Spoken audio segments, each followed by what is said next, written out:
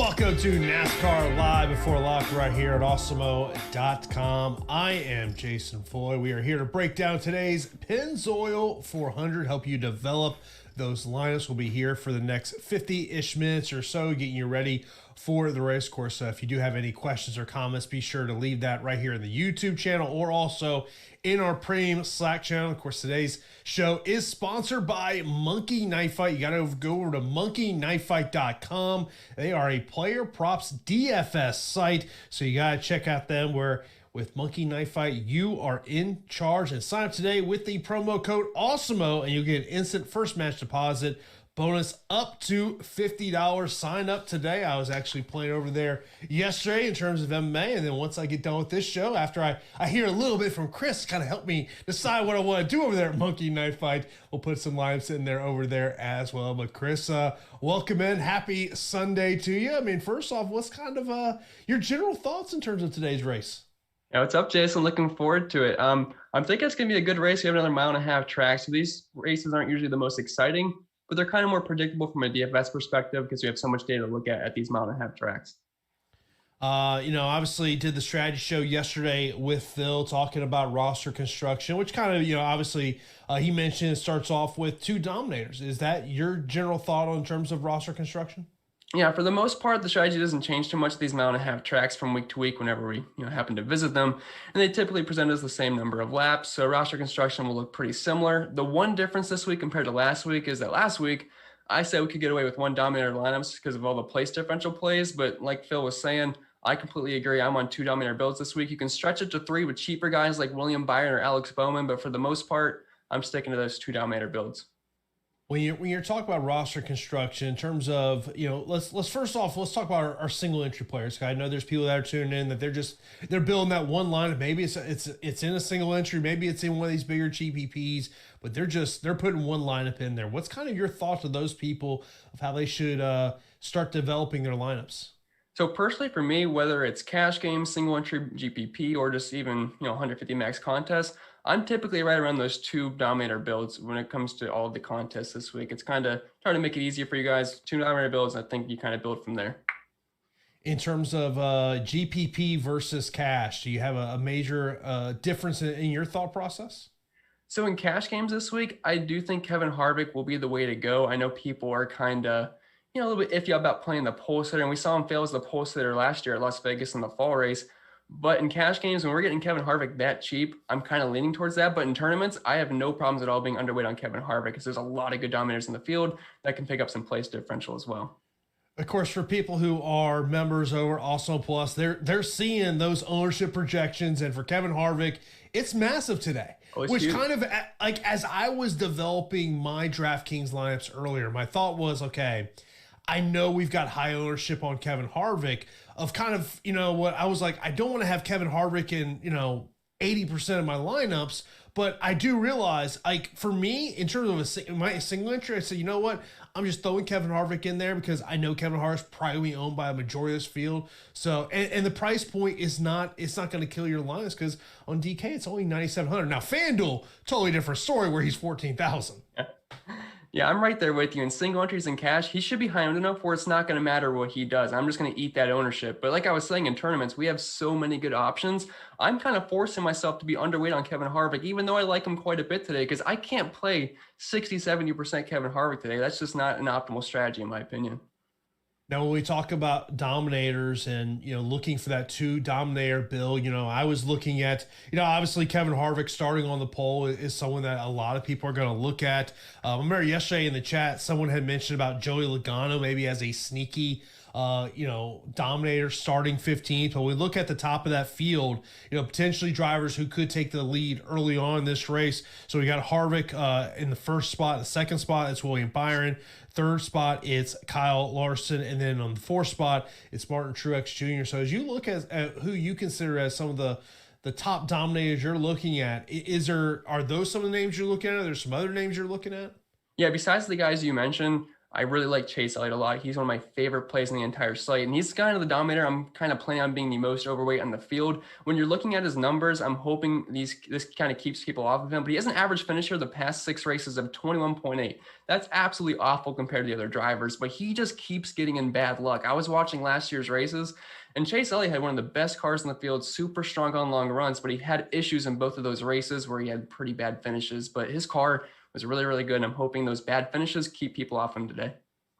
Do want to let you know, if you go over to our Twitter account at Awesemo_com, check out the pinned tweet for details on how you can enter to win a free $400 Awesemo Plus NBA annual pass course. All-Star game is today. We'll have NBA Deeper Dive, NBA Live Before Lock here later on today to get you ready for the All-Star game. You see it there on the screen right now. Jordan's got it up there. Look at that. So details of how you can enter to win that. Of course, I appreciate everyone is in here on a Sunday afternoon. If you're not subscribed to Awesemo right here on YouTube, you got to hit that subscribe. Also, hit that notification bell so you know when a new show is live here on the channel. Also, be sure to hit that thumbs up button. That all that stuff really does help us out, and spread the word to your friends. If they're DFS players, let them know about Awesemo and all the great content we have over here at Awesemo.com. Let's look at some place differential in terms of, I got to imagine, let's just start off, Ryan Blaney, starting 26. He is the guy that immediately jumps out to me when we're talking about place differential. Yeah, I like Ryan Blaney a lot this week. I'm not sure that's surprising to anybody. I know it's been a tough start to the season for Ryan Blaney, but he's in too good of a car, and he's just too good of a driver to keep picking up these bad finishes. And the thing about Ryan Blaney, he's not just purely a place differential play. He can be a dominator in the later portion of this video. And I was rewatching last year's spring race. Ryan Blaney should have won that race, but a late caution came out. I want to say with like 6 to 10 laps to go. He ended up pitting, wasn't the right strategy. His teammate Joey Logano won, but Blaney should have one of the best cars in the field, assuming that speed comes back. As last year at the low tire wear ovals, Ryan Blaney was like light years ahead of everybody else in terms of average green flag speed. So assuming that comes back, I mean, it's going to be hard not to play Blaney starting all the way back in 26. That floor ceiling combination is massive today. Looking at some other drivers who are in that range or even farther back, you got Matty D and 30th, 9,000 on DraftKings, 7,800 over on FanDuel. Eric Amarola, he's 28, he's 8,600 on DK, 7,500 over on FanDuel. Chase Briscoe, he's starting 24th, 7,400 on DK, 7,000 over on FanDuel. Ross Chastain, 21st. Eric Jones, 29th. And I want to throw another one interesting one out here because it was a price differential, because we've seen a couple price differential this week in terms of DraftKings and FanDuel. Corey LaJoie, 6,300 on DraftKings, but only 2,500 on FanDuel. Yeah, he is basically free over there. And the thing about Corey LaJoie today is he could realistically pick up about 10 spots, which I know is not amazing, but for his price point, that's all you need to fit in all those other top dominators. So if Corey LaJoie just has a decent race, I mean, you could be looking really good if you nail your dominators today. By the way, I'll mention about Ryan Blaney yesterday on the strategy show. Phil mentioned him as a FanDuel core for him. I mean, look, we joke about you being the president of the Ryan Blaney fan club, but I mean, like, how can he not be a part of your core at where he's starting, what he could do here, and what his price is? Yeah, the only way you wouldn't want to play Ryan Blaney today is just if you're scared because the past couple of races we had so far this season, but the sample size is so low. And last year, he was the king of speed at 1.5 mile track. So just assuming that comes back, starting 26, I don't know how you can pass that up. You talk about, core plays, and Phil had this great stat that he wrote over at Awesemo.com this week on his preview article. There's only been 2 drivers this year that have been in the top 10 in all 3 races. Kevin Harvick is one of them, and Michael McDowell is the other one, but he's starting 5th today.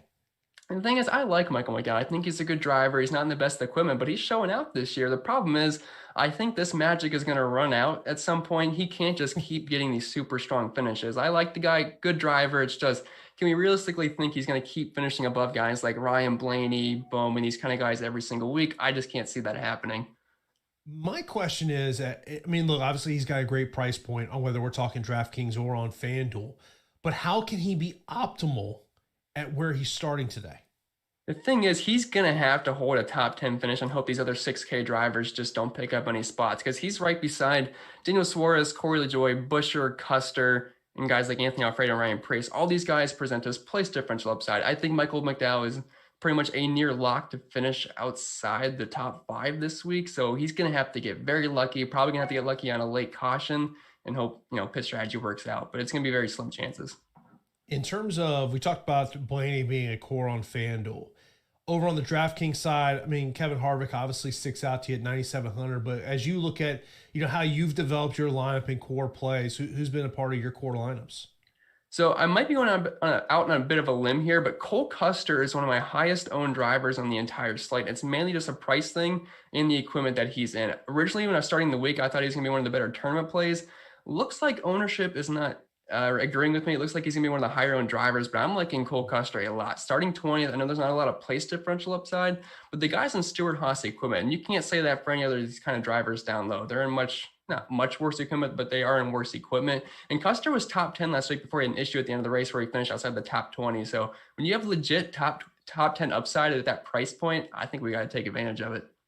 Now, as we look at value plays, I know when I was doing my crunches earlier this morning, I was finding myself getting a lot of, drivers who were underneath 6,000 on DraftKings. And I didn't want to be a part of that. Yesterday, Phil talked about the lowest he would go would be Anthony Alfredo at 5,600. I mean, I found myself getting a lot of Quinn Hoff, getting a lot of Joey Gase, getting a lot of Cody Ware. I mean, look, I can see where if you want to make a case for Joey Gase starting 37th, like he can't go much worse, like one spot, I mean, but I just found myself, I say, you know what? I just don't want to be a part. I don't want to live down in that. We always kind of joke about hey, if you're finding yourself, rostering Cody Ware, maybe it's time to start over and figure out a different strategy. Yep, I had the same thing in my stream this morning. Someone was asking me about like a how Timmy Hill question in cash games, and I said you're gonna have to rework your lineup because I'm not even gonna really answer that. You just can't do it down low like that. Yeah, I mean, I found myself my core being Harvick, Logano, and Blaney, and so I said, okay, I would throw those three in there, and I would sit there and go, okay, all right, I know what my average spending can be per this, so I'm starting to look a little bit below that. So I did find myself getting into that Cole Custer at 6,500. Ricky Stenhouse Jr., which probably means he's going to wreck pretty early. Oh, yeah. Guaranteed. There's a reason they call him Stenhouse Jr., so that's something I just kind of, as I looked at the value plays, but I mean, look, it's, I guess in terms of the FanDuel side of things, as where's the lowest you would go on the FanDuel side? I think Corey LaJoie at that $2,500 price tag, I do think he is viable. I'm not sure you have to dig down that low, but I mean, at that price point, just to fit in guys like, the Logano's, Hamlins, Harvicks of the world, I don't think that's the worst thing you could do out there. Yeah, it's going to be something that you can definitely, if you're putting a $2,500 Corey LaJoie in your lineup, that's going to help you with your roster construction, no doubt about it. Of course, if you do want to get access to our premium tools and content over at Awesemo.com, you got to sign up right now for an Awesemo Plus weekly pass for $29.95. That gives you access to player projections, ownership projections, in NASCAR, the top driver tool. You got to sign up right now, awesemo.com/join, as you see it right there on the screen. If you just want a NASCAR DFS weekly pass, that is $9.95. Stop guessing, start winning right now. You can check out those projections that we see and the top driver tool that Alex does put together. Of course, we are here to answer your questions, so be sure to keep lining those up. Not a question that was asked directly towards me in our Slack channel, but I think this is a good one. I'll get kind of your take. Where Demetrius was asked about some great fantasy cruncher settings for NASCAR. So that's going to vary from week to week. Right? Like a super speedway, we're going to try to build like from starting positions. But this week in Fantasy Cruncher, I have dominator groups. So I'll throw in all the guys above Denny Hamlin and above, plus Alex Bowman, William Byron. And I'll set that to 2 to 3 drivers per lineup because I don't want to make a lineup where there's no dominators because those lineups are already toast before the race even started. I also have one other setting this week where I have all the scrub drivers together and I put it 0 to 1 because I was looking at some lineups before I even put that setting in and I was getting like a Balicki Gase lineup and I don't want that to happen. So those are kind of like my settings for Fantasy Cruncher this week. If you got a Balicki Gase lineup together, start over. Start over. I mean, I could not recommend going with that. Next up over in Slack, it says, I am fine fading Matty D. Been terrible this year. I know last year's stuff though. Matty D, we talked to place differential with him here. If you're fading Matty D, I hope you have a lot a lot of Eric Almirola in your lineups, because those are like the two guys I'm kind of going with after my two dominators, because they present us so much place difference upside. These guys have legit top 10 potential. So if you don't have any Matty D, I hope you have a decent amount of Eric Almirola to offset that today. I'm sure we're probably going to get a question related to him. Kyle Busch, starting 14th, most expensive driver over on DK at 11,400 and 10,500 over on FanDuel. I think DraftKings is overvaluing him. I think he's a better play over on FanDuel because he's not as expensive. But over on DraftKings, like, Kyle Busch is a good driver. We all know that. It's his home track. He's from Las Vegas. The thing is, he hasn't been much of a dominator since we've had practice, and I'm not sure why that's going to change because we haven't had practice yet. And even at Vegas, the past 6 races and some races when we did have practice, he's only averaging 5 laps led per race recently. So not a big fan of Kyle Busch today. I think I have below 10%. Paul, you mentioned his thoughts on Bubba Wallace today. What do you think is the ceiling for Bubba Wallace today? I think Bubba has top 15 potential. I know last year we had a bit of a caution mishap at the end of the race, which kind of screwed up the finishes, but Bubba Wallace actually did have a really nice finish last year. The thing is, I'm not sure that's going to happen again. In the race last week for Bubba Wallace, I expected more. We didn't really get it, but I think has top 15 potential here. He's getting some help from Joe Gibbs Racing. We know he has all the funding in the world. Top 15 finish wouldn't surprise me. The thing about that 7K range is none of those guys are like overly exciting plays, but they're not bad plays either. So for the most part, in that whole 7K range, besides Tyler Reddick, I'm sitting at around 15 to 25% exposure on all those drivers. Tyler, I'd like to know your thoughts on a Hamlin, Elliott, and Logano stack. I like that a lot. I like that price tag on Denny Hamlin. I haven't looked back and checked for myself, but this is the cheapest I can remember Denny Hamlin being on DraftKings for, I feel like, as long as I've been playing, like $9,200, and he led nearly 200 laps here at this race last year. So I love that price tag on Hamlin. Grant says, I really like Newman today too. Has 4 top 10s here. He has never had negative differential in lifetime at Vegas, ranked 7th in the last 10 races. Think he's great this week. Do you agree with that? I think he can have a decent race. The problem is he's starting so far up, it makes him a hard play. Not like in the top 10, but he's starting 13th. He could hold his position. He does have an average finish of 13.8 here, but at similar tracks last season, he was kind of like a 20th place guy. I know he had a really strong race last week. If you played Ryan Newman last week, you were very, very happy. Not sure that's going to be the case this week. Even if he finishes like around 15th, that's not a bad race for Newman, but the guys priced around him could finish in the same spot and get place differential points as well. All right, so Miller wants to know whether he's nuts here or not. Okay. In terms of what he's pairing up. Reddick, Dillon, Briscoe. He goes, am I nuts? No, I don't think you're nuts. Reddick, he's not one of my favorite plays today, but I'm a big fan of Dillon and Briscoe. I mean, Dillon's been a top 15 machine at these tracks, and Chase Briscoe, I know the race wasn't great for him last week, but he finally got back in the lead lap near the end of the race and picked up a halfway decent finish. I'm pretty sure he made the optimal lineup. I don't think you're crazy having those 3 drivers. They all have top 15 upside. In terms of Brad Keselowski, what's your kind of take on, and someone mentioned about him for the win here today. What do you think about his chances to win the race? The thing about Brad Keselowski is he's a very good driver. He's very consistent. Like he's got the best average finish here in the past 6 races of 5.3, some of the best overall numbers. And Team Penske tends to run very well here at Las Vegas. The problem with Keselowski is he's such a good driver, but he doesn't typically dominate too much unless we're like at these short, flat tracks. So at 10,300, he's going to have to dominate to be optimal for the most part. And I'm not sure it's a very likely scenario. I think he's going to have a strong race here. I do have some Brad Keselowski today, but he's one of my lower owned dominators. You mentioned about Cole Custer, and one of the commenters says that they believe that a better play is Ryan Preece. I wish I could say the same, but I cannot. I like Cole Custer's upside a little bit more. He's in way better equipment as well. Yeah, that was one of the things that we talked a little about Eric Jones yesterday, just about, the difference between a driver's ability and then if he's not in the best equipment. Yeah, when it's more driver skill, we're talking like a road course. And Eric Jones actually had a pretty decent race at the road course. But when it comes to these intermediate tracks, when you need the horsepower, you're going to need good equipment. The problem is Eric Jones definitely isn't a big downgrade in equipment. He used to be in the 20 car for Joe Gibbs Racing, now in the 43 car. Bubba Wallace's numbers, looking at the 43 car, his finishes at Las Vegas were not that great. I do think Eric Jones is a bit of a better driver than Bubba Wallace. So I feel like we can take an uptick in those numbers. So I think there's some top 20 potential here, but the ceiling is, I'd say, capped for Eric Jones.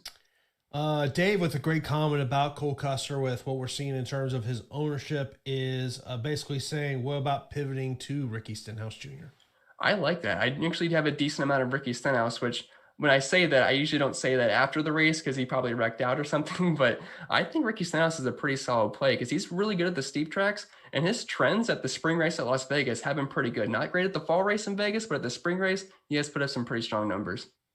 Tyler checking in over in Slack says, how many FanDuel dominators are you looking to roster for a GPP?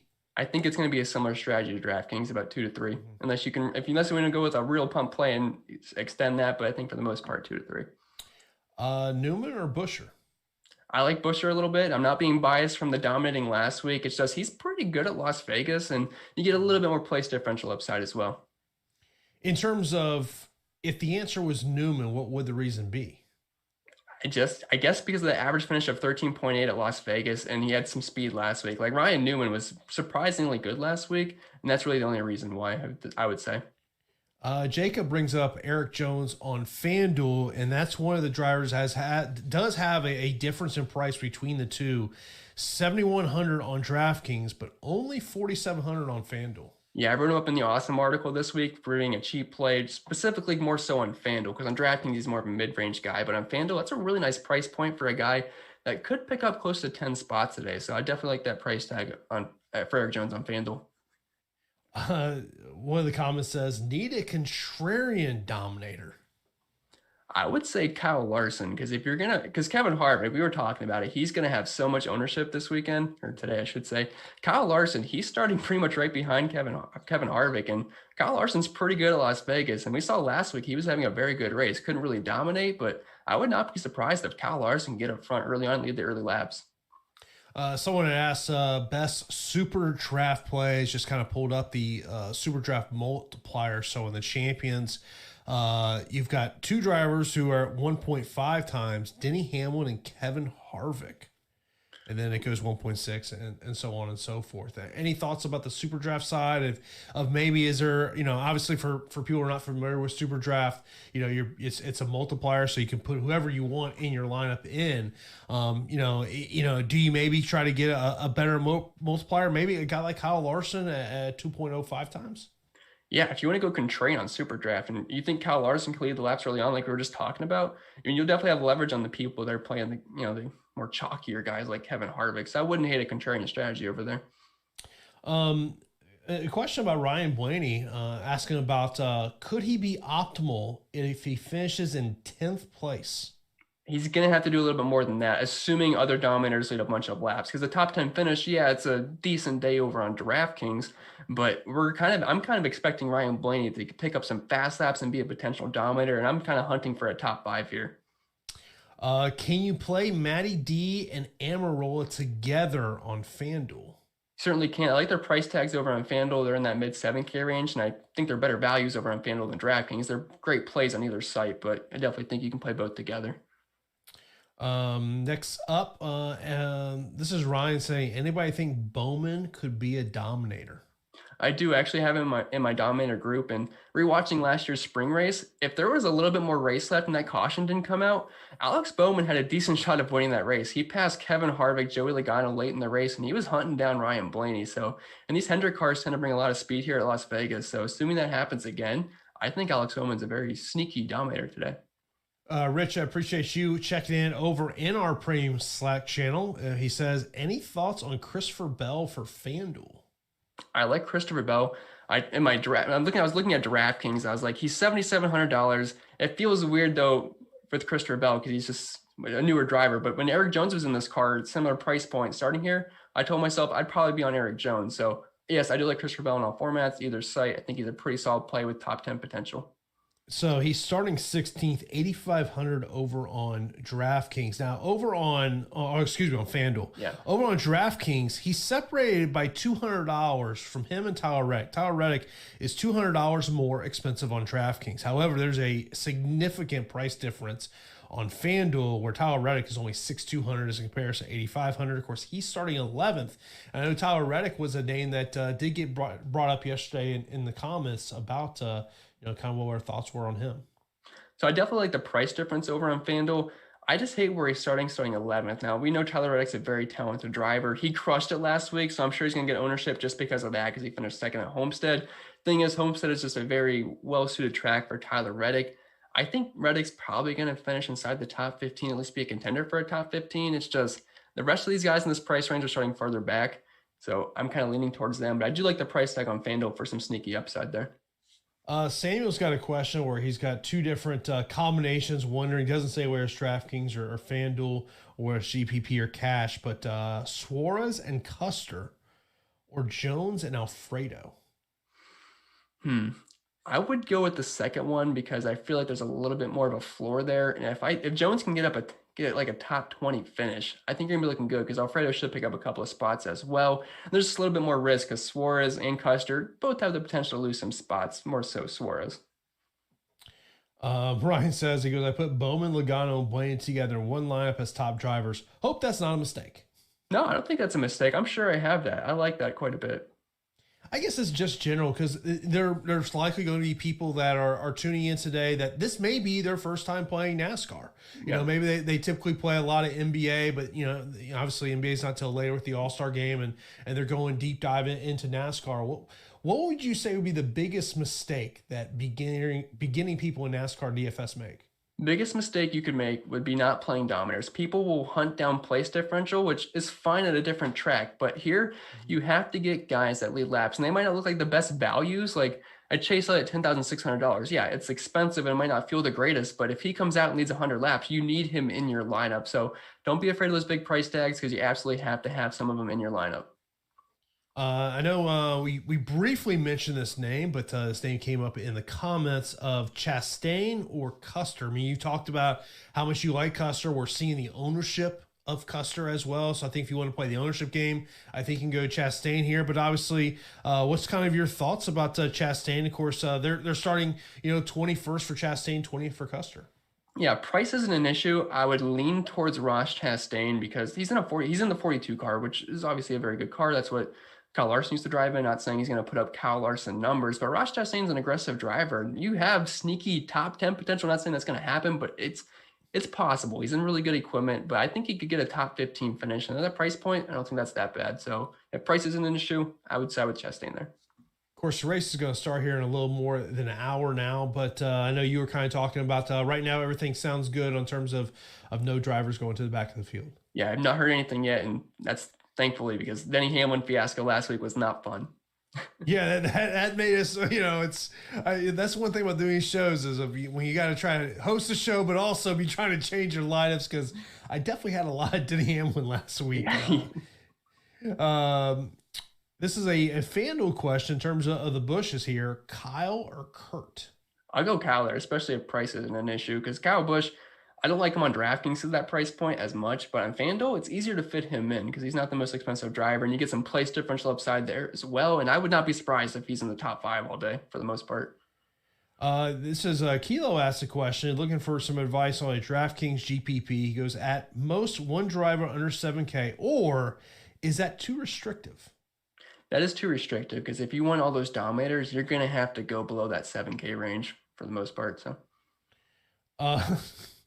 well, another question says, why is Justin Haley popping up in some optimizers?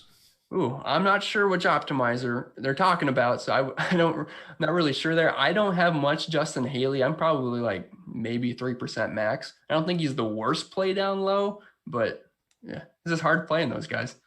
I mean, look, I'll tell you what I do, is once I put everything in Fantasy Cruncher and it spits out lines for me, one of the things I do is I will sort it by highest projections of the projections that I put in. So sometimes that is where I found myself in that lower tier. And I didn't want to live in that lower tier.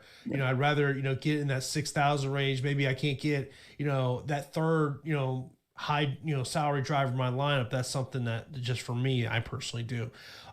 Scott over in our Slack channel says Chase and Larson or Logano and Keselowski. I like the first option there. You might as well get a little bit of a Hendrick stack while you're at it. Of course, we appreciate all the questions that are coming in. If you do have a question, line those up here in YouTube. We'll be here for the next 25 minutes as we lead into you to the NHL show that'll be coming up here after us. Of course, don't make a bet without shopping for the best odds. First, visit OddsShopper over at Awesemo.com. It's oddshopper.awesemo.com, where we compile the best bets available for every game, updated in real time. Sign up for free today to track your bets and receive alerts when the line moves. So you can see it right there on the screen. So be sure to check out OddsShopper over at Awesemo.com. Of course, a great way when you're looking for a line to hit a certain number. That's where you guys sign up there. Great tool we have over there at Awesemo.com. Next up, JJT says, are we staying away from Toyotas when the race has the sun out? And he goes, which is this race? Yeah, I know what you mean, because last year in this race, for the most part, the Joe Gibbs cars weren't amazing outside of Truex until he had a bit of an issue. But I'm not overly concerned about it because I do like Truex quite a bit. I like Denny Hamlin's price tag a lot. Now, someone I am kind of staying away from is Kyle Busch, but I wouldn't be overly concerned about the Toyotas. I think they'll be fine today. James wanted to know a little bit about the history of this race, of how many winners have come from the pole. I don't have that right on top of my head. So well, I remember, was it the 2018 race? Was that the one where Hamlin led like a majority of the race? Last year in the fall race, that's when he dominated for the most part. In the spring race, he did not.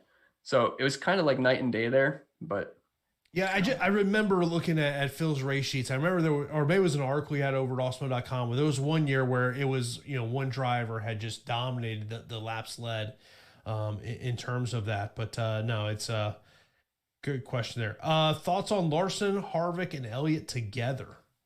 You're kind of stacking the guys up front, which does have a little bit of downside because of the place differential guys like Logano and Blaney you compare with. But I don't think that's a bad strategy because I would not be surprised if all three of those guys got up front and led some laps at some point. So if you just want to kind of like lock in some laps led at some point, I don't mind that strategy. James asking a single entry on FanDuel, who's the must driver? We mentioned about earlier Ryan Blaney as a core play. We talked about that yesterday on the strategy show. I guess outside of Ryan Blaney, who would be a look at of like, that maybe that's the guy you need to start your roster with? I like getting at least one of the Matt DiBenedettos or Eric Almirola just to lock in that place differential because I think they're a little bit too cheap over on FanDuel. Is there a path to Harvick being optimal on FanDuel at 14,000? He's going to have to pretty much lead half the race and probably win because those other place differential guys are a lot more enticing. I am a little bit nervous about Harvick on the pole today, especially with the competition caution. So on FanDuel, it's definitely a tougher path. DraftKings is a lot easier. Next up, the comment is, I have a feeling William Byron might end up falling back to the middle of the pack. Byron is great coming from behind, but starting in front doesn't always work out well for him. Love his price on FanDuel, though. Yeah, I agree. It's just hard to play William Byron. I know he did great last week, so I'm sure he's going to get ownership just because of that. But starting second, he's going to have to dominate over guys like Martin Truex Jr., Kevin Harvick, Kyle Larson early on, which he did that last week, but I don't see it happening once again. Is he your least favorite dominator? Yeah, and I'm barely counting him as a dominator, but he's starting second, so I had to throw him in the pool. But he is my lowest owned out of that dominator group. Yeah, someone actually had asked that question. Is there somebody else that you would throw out there of someone that you don't necessarily love as a dominator? Kyle Busch. Just so expensive. This is a DraftKings cash question. Custer, Wallace, or Jones and LaJoy? I like the first one there because I'm just a big fan of Custer today. I think he's going to be very high earned as well. Yeah. FanDuel single entry GPP question. Next up from Allie says, Logano and LaJoy or Larson and Alfredo? I'm going to go with Logano there just because we can get that extra place differential upside. And I like the LaJoy upside as well because I feel like LaJoy could finish very close to where Alfredo is. So why not just take the Logano route there? Plus, when we're talking about FanDuel, you can get Corey LaJoy at 2,500. Exactly. So, like, you put him in your lineup, that's going to free up, salary space for you to add someone else that you want. I mean, that's where when I saw the question, that was kind of my first thought. I was like, man, you get LaJoy at 2,500 on FanDuel. That just opens up your roster. Yeah, fit an extra dominator in. Yeah, that's something to think about there. Kilo had asked about, we kind of mentioned this a little bit earlier about Fantasy Cruncher settings and groups you like to use. He says, other than a group of dominators you are targeting, do you make groups based on place differential that you are targeting, salary ranges, or maybe forcing or limiting based on starting position? And not for this race, but if we're like at a super speedway like Talladega or Daytona, I'm heavily focusing on where guys are starting and building my lineups, but not today. Uh, Over under says so. If you're saying we need dominators, is Kevin Harvick a good place since we start off leading and may accumulate points right away? Yeah, that's the main appeal over on DraftKings. I mean, that price tag is low and he's starting right on the pole. Now, last year, I will say he started on the pole and it did not work out. Chase Elliott, led lap one. So that's something to keep in mind. His car did fall off a little bit in the long runs, but over on DraftKings, $9,700 on the pole could lead the first 25 laps, could lead even more. I think you just got to eat it. Appreciate we got 500 people here on a Sunday afternoon watching us. Of course, if you're new to Awesemo and you're not subscribed to the channel, make sure to subscribe to us right here on YouTube. Hit that notification bell so you know when a new show is live on the channel. Also, appreciate you giving the video a thumbs up as well. Stenhouse or Suarez? Stenhouse is a little bit more upside. Like Suarez, I'd be shocked if he finishes inside the top 15. Stenhouse, I'd be more shocked if he finishes in the top 10. So I feel like there's a bit of a tier bump there for Stenhouse. I mean, you look at Suarez starting at 22nd, just based on what you kind of said there. What is kind of, if you're rostering, what are you viewing as a ceiling for him? I'd say around the top 15, because last week we saw him close to 15th place. Now, last year, I was usually saying his ceiling was around 25th place, but it looks like his car is going to be a bit better this year. And I was a little bit iffy because he was fine at Daytona and the road course, but those are tracks where you really can't tell how good equipment's going to be. But at an intermediate track at Homestead, Suarez looked fine. So I definitely think that car's got a bit more juice this year. Dillon or Chastain for a DraftKings GPP? So I think Dillon's a little bit more risky. Overall, I think Chastain's the better play, but Dillon is a top 15 machine at these tracks. So I would expect Dillon to finish above Chastain, but Chastain's got a little bit more place differential upside. Miller would like to know, will there be any competitive cautions today? Yeah, lap 25. How much Logano is too much Logano? I think once you get past 40, because I think he's going to come in close to 30% today. So I think once you're getting past 40, unless you really want to plant your flag on Logano today, that might be getting a little bit too much because you're going to want to differentiate lineups to get more dominators and just besides Logano today. Jake says Austin Dillon is plus 500 for top 5. What do you think? I don't hate it. Do I think it's likely? Probably not. But Austin Dillon's one of the better 1.5 mile tracks drivers at just picking up really good finishes. So I don't hate it. I don't think it's likely, but I don't hate it. You mentioned about Cole Custer being a lower, tier option in terms of a low play available. Ryan mentions about Buescher being that guy on DraftKings. Yeah, I think for the most part, their ownership's going to be pretty split. Now, I've seen a lot more people talking about Cole Custer, myself included, so I feel like he's going to get a bit of an ownership bump because of that. But I like Buescher as well. But personally, I'm leaning towards Cole Custer. He's in the better equipment. He's with Stewart Haas. He's starting 2 spots further back and only $100 more. So I think it just makes more sense to go to him. But Buescher has a pretty good history at Vegas, so I like both, but do prefer Custer. Jones, Wallace, or Stenhouse in a GPP on DraftKings? I'd say Jones has the highest floor there, but Stenhouse I think might have the higher ceiling just because I think he could potentially get in the top 10 because he is pretty good at steep tracks, but overall I would say Eric Jones there. Matty D and Briscoe, or Amarola and Custer? Ooh, I'll take the first one there just because Chastain's starting a little bit further back than Custer. Dillon or Chastain, DraftKings GPP. I kind of feel like we asked that one, but yeah. I'll bring it up again. I went Chastain. James says, he goes, I've got 2,100 left on the table. Is that too much? Was it, you said 2,100? Yeah. It might be a little bit too much this week because I was looking at my salary for my lineups. I think for the most part, I was sitting at around 1,000-ish for the most. Samuel mentioned a question and he says, in terms of DraftKings, what do you think is a chalk GPP lineup? I think it's kind of, I think you're just looking at kind of combinations. Probably Kevin Harvick is going to be in that chalk lineup. Yeah. I think that's probably where it starts. Cole Custer, Ryan Blaney, Denny Hamlin are some of the ones I'd probably throw in there. Yeah, I think most people start their lineups out today with the combination of Kevin Harvick and Ryan Blaney because they kind of offset each other because Harvick's up front so he can get those laps out early on, then Ryan Blaney's in the back and he can work his way back up. And then they're going to pick between MDB and Almirola. Almirola's cheaper, so I feel like they might go with him, and then Cole Custer. So I think that's kind of like your 4 drivers everyone's going to start with in those kind of formats. Jet World over on Slack asking any line changes, driver moving to the back. We talked about that as of right now. No things, but look, that's why you got to be in our Slack channel, because if there is something that does come up, it will be posted right there in our Slack channel. That can really help you out a lot. The question about Michael McDowell, I think that, and even though, yes, he is one of two drivers this year to finish in the top 10 in every race, at where he's starting at, what's the path? That to me is the biggest problem. Yeah, because for Michael McDowell today, I have him projected to finish around that 19th to 20th place range. And if he does that, and assuming he doesn't get any fast laps or laps led, that's around 10 to 8 DraftKings points. And I just don't think that's going to get the job done today. I know he's been hot, but I think it's going to stop at some point. Wallace or LaJoie for cash? Wallace, if you got the extra money. I'll answer this question. Dominators per lineup on DraftKings 2.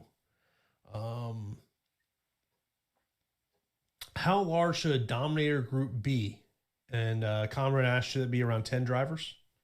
Off the top of my head, I don't know the exact number for me, but it's for my dominator group personally is Denny Hamlin and above this week, plus William Byron and Alex Bowman. So whatever, that's like probably 10 to 12 drivers. Yeah. Kurt Busch or Reddick on a DraftKings single entry? I will go with Kurt Busch there. He's just been so consistent at 1.5 mile tracks. Also won this race last year. Got a bit lucky from a late caution, but sometimes it's better to be lucky than good. What's your interest level in Denny Hamlin in terms of rostering him? I like him quite a bit. Like I was saying earlier, I can't remember a time that Denny Hamlin was this cheap. I could be mistaken, but this might be the cheapest I've ever seen Denny Hamlin in a long, long time. And like I said earlier, he was very good at the fall race here at Vegas. He dominated a lot of laps. He's one of the best drivers in the entire field. I feel like DraftKings massively underpriced him. So I wouldn't hate being like 20, 30% Denny Hamlin today. I know you mentioned a little bit about Chase Elliott earlier, and there's a question. This is in relation to FanDuel about Chase Elliott versus Martin Truex Jr. I'm still going to side Chase Elliott there because you get a little bit more place differential upside. I like Truex quite a bit too. Those are like two of my favorite tournament dominators because I feel like they could go a bit overlooked. But Chase Elliott in both races last year, super strong, had issues where he didn't have the greatest finishes. But I'm thinking Chase Elliott's going to be a phenomenal play today. He's one of my favorite picks to win as well. Obviously, we talked a little bit about Eric Jones. Would you take Bubba Wallace over him? I would not. It's very, very close, and they're very similar in price. But I personally have a little bit more Eric Jones than Bubba Wallace, but it is close, though. But I just feel like the floor for Eric Jones is a little bit higher. Next up, this is a DraftKings question saying, is Blaney or Keselowski the better play for a GPP with ownership and upside both in mind? So ownership, obviously, is going to be Ryan Blaney. I would assume he's going to be one of, if not the highest owned driver in the entire. So definitely behind Kevin Harvick, but he's going to be way up there. So if you're just hunting for lower ownership, Keselowski's your guy, and he's very good here at Vegas. It's just, I have a hard time seeing him dominate that. He's just not typically a big dominator at these 1.5-mile tracks. So personally, my favorite play between those two is Blaney, but if you're hunting ownership, Keselowski's got somewhat similar upside, just not starting as far back. Yeah, I mean, when you're looking at the top salaries over on DraftKings in terms of what we're projecting for in terms of ownership, if you want to look to go against the field a little bit and find someone with low ownership, Keselowski's one of them. Kyle Busch is the other. Yeah, I believe he's sitting below 10% of the ownership projections right now. Yeah, just below 10%. Yeah.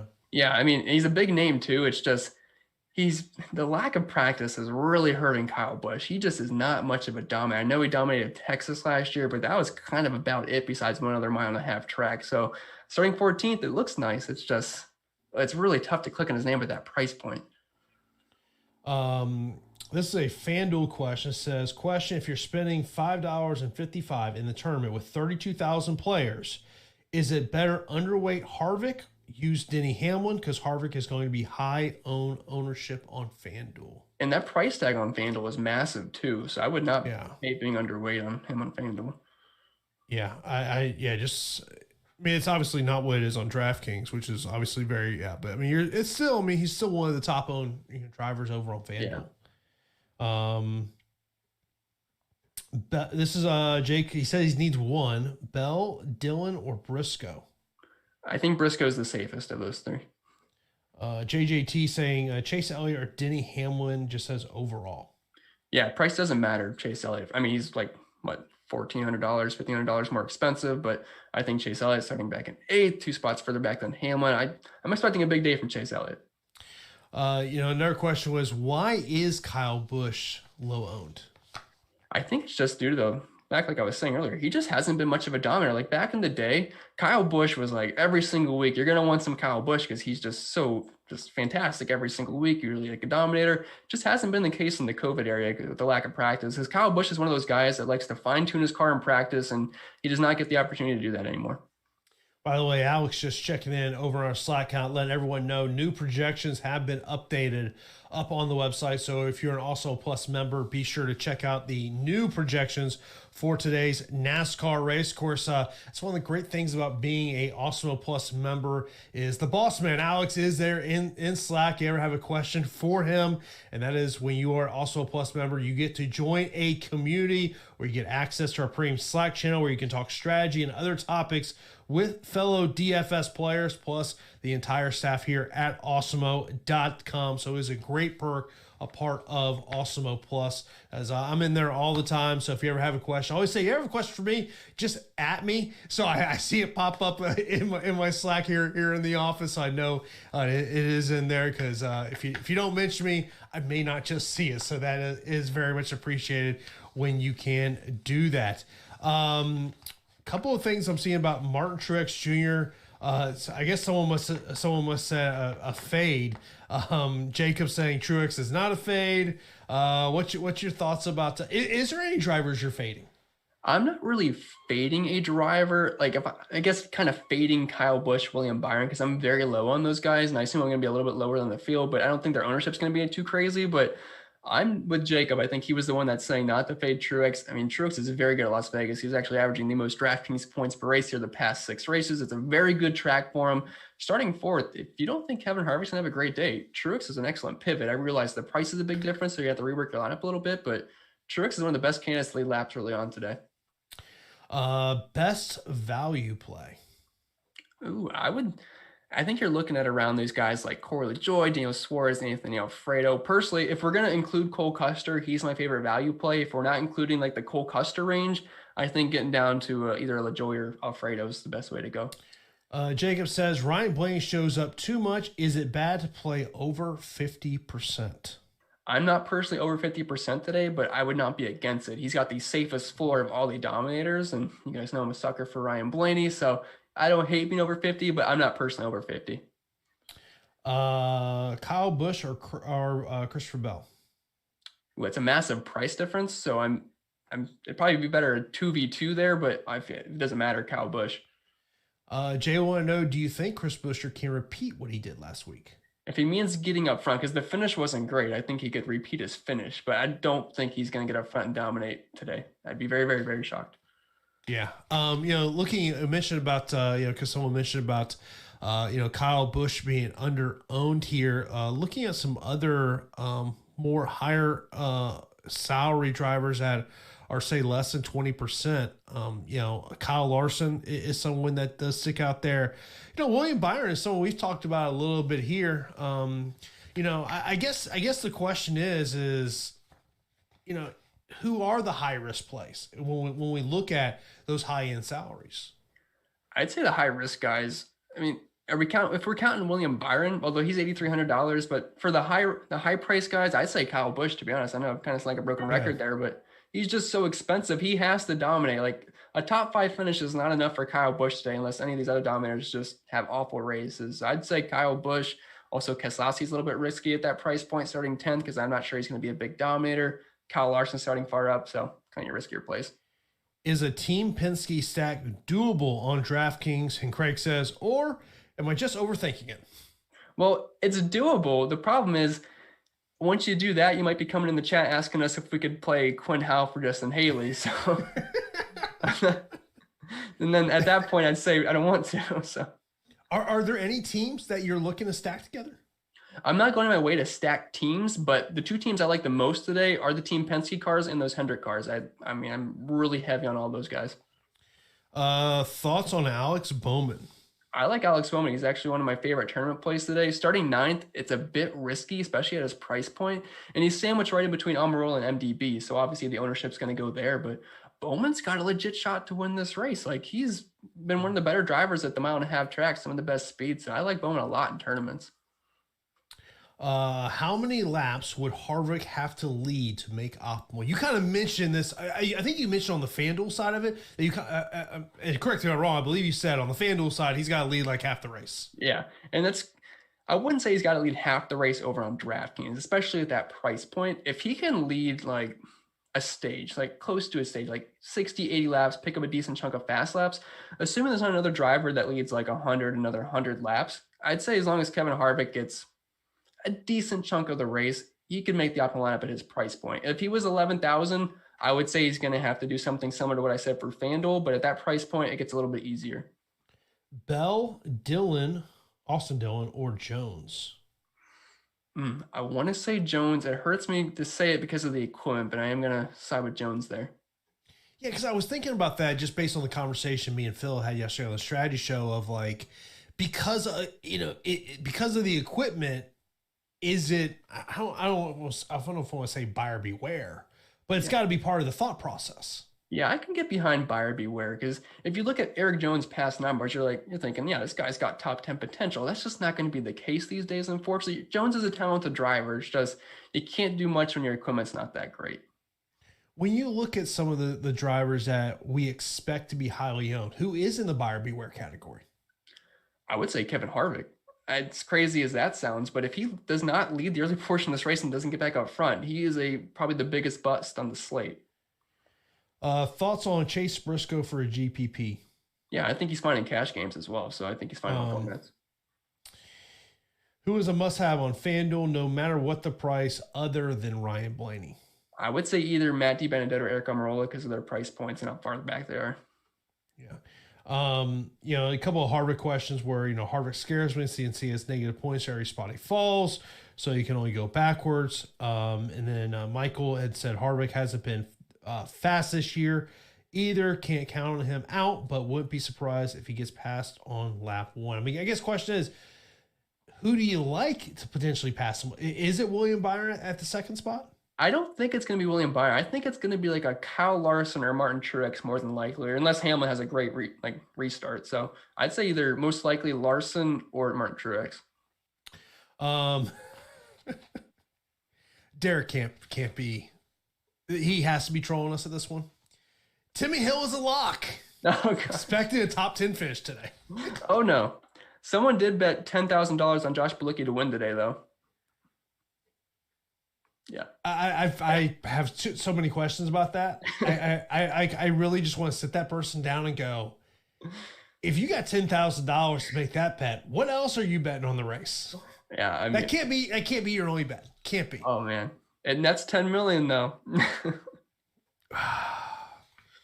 I don't know. I'm with you. We'll leave on this question here from Anthony. Who's your favorite plays on DraftKings besides Harvick?